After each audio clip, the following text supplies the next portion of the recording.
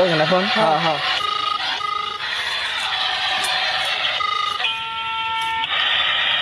Hello, আসসালামু আলাইকুম। ওয়ালাইকুম আসসালাম। কেমন আছেন?